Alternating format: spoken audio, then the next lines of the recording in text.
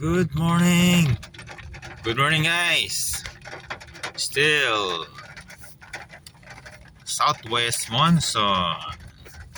Still pa rin ang weather guys dito sa Lacson Avenue beside UST Campus, Manila. Still there's a Southwest Monsoon. Baka mag-suspended siguro ng school today. Sana wag naman mag-suspended kasi kaya naman eh. Carry naman yung ulan nito. Oh. Carry naman, carry. Alright guys, thank you for watching and the updates here in the heart of the city of Manila.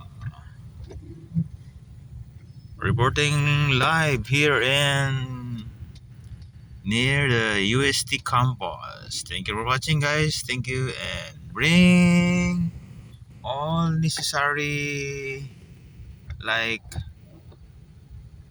umbrellas, ponchos, raincoats. Alright guys, thank you for watching and have a good day.